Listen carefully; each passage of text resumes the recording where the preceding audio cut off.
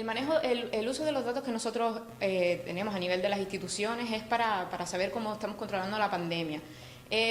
Normalmente suele ocurrir que en la población los datos se ven como alegrías cuando los datos son buenos o como amenazas, y lo cierto es que cuando nosotros aplicamos medidas, pues por ejemplo que se cierren, que no se utilicen, que no se hagan eventos deportivos y demás, esas medidas que hoy se aplican se reflejan a lo largo de la semana. Casi siempre a partir de las 2 semanas con los casos nuevos. Con las hospitalizaciones se suelen reflejar a partir de las 3 semanas y ya, bueno, con los fallecimientos incluso a partir del mes. ¿Con esto qué quiero decir? Que las medidas que nosotros tenemos que adoptar como ciudadanos tienen que mantenerse constantes porque los datos varían. Lo que nosotros aplicamos hoy, el reflejo lo podemos tener dentro de un mes, entonces nuestras actitudes tienen que ser siempre las mismas.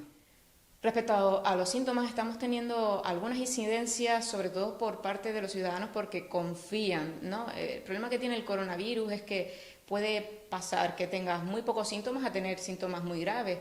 La mayoría de la gente cuando tiene muy poquitos síntomas, pues aguantan un poco. ¿Por qué? Porque tienen que trabajar, tienen que ir los niños al colegio, y los casos se nos presentan a nosotros cuando ya están bastante avanzados y ya han tenido muchos contactos por el camino. Entonces es súper importante que la población entienda que ante un mínimo síntoma lo tiene que comunicar. Y ya nosotros ahí trabajamos y damos todas las facilidades posibles para que el paciente tenga la baja, para que los niños no vayan al colegio si no fuera necesario. Es súper importante que ante un mínimo síntoma lo comuniquen.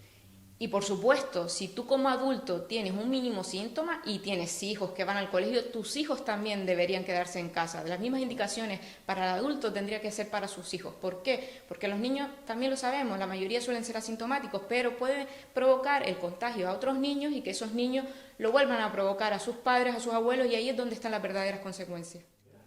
Entonces, si tienes síntomas compatibles con el coronavirus, no esperes y ponte en contacto bien con tu médico de cabecera, con tu enfermera de cabecera, o llama a la línea del 900-112-061. El 112, intentar no usarlo, ¿vale? El 112 es para verdaderas emergencias. Entonces, bien vía a tu médico de familia, bien vía a tu enfermera de cabecera, o bien en la línea 900, ahí comunícate y les dices, pues, que tienes síntomas, por muy leves que sean, no pasa nada, ellos te indicarán lo que tienes que hacer y ya nosotros tendremos datos sobre el caso y haremos las investigaciones oportunas. Respecto a ahora mismo estamos viviendo en una época que empiezan a haber muchos festejos, entre ellos las comuniones, las celebraciones privadas, cumpleaños y demás. Ahora mismo estamos en una época donde la responsabilidad ciudadana prima por encima de todo. No es momento para celebraciones, no es momento para estar reuniéndose. Uno piensa que no va a pasar nada y sí pasa.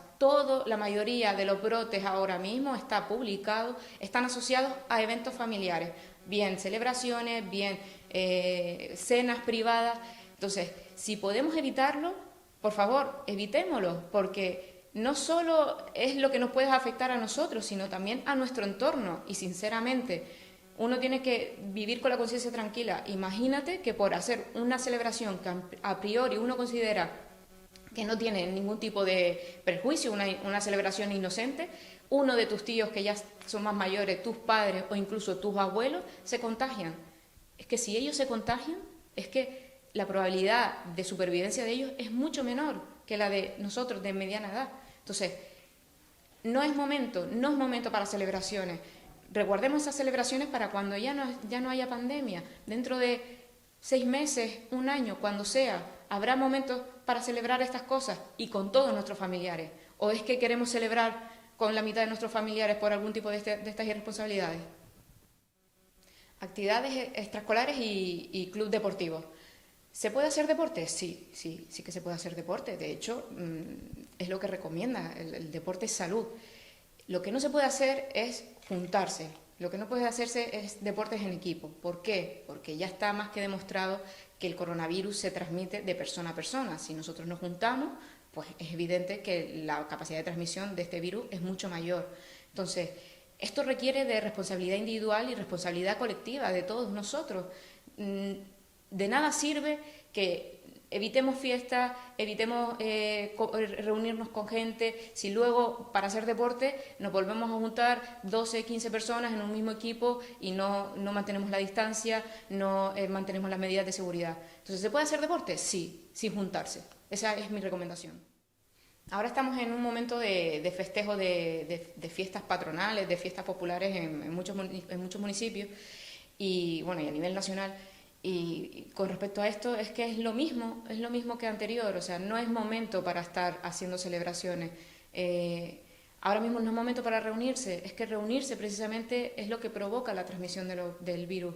Entonces, pues habrá que posponerlo, habrá que buscar alguna forma de festejarlo de forma individual en nuestras casas, con nuestro entorno mucho más cercano, evitando las aglomeraciones de gente, porque es que precisamente en esas aglomeraciones es donde se produce esa confianza en mi vecino que no tiene síntomas. Evidentemente, si tuviera síntomas, pensaríamos que no estaría ahí. Y en ese momento en el que no tiene síntomas y acude, y puede haber la transmisión del virus y te lo transmite a ti. Entonces, precisamente por esto, porque no sabemos quién está teniendo poquitos síntomas leves o incluso está siendo sintomático, tenemos que protegernos y no acudir a este tipo de eventos donde se producen aglomeraciones.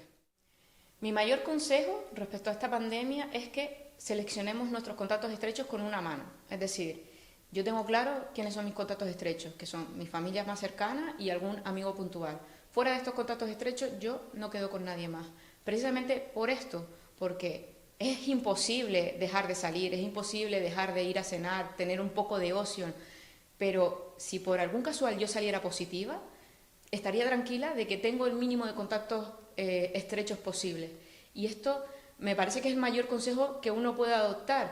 Ser responsable no solo conmigo mismo, sino con mi entorno. Es decir, que yo se lo haya contagiado al menos a las menos personas posibles. Entonces, si puedes, selecciona, haz un listado de estos son mis contactos estrechos y fuera de ahí yo no me salgo.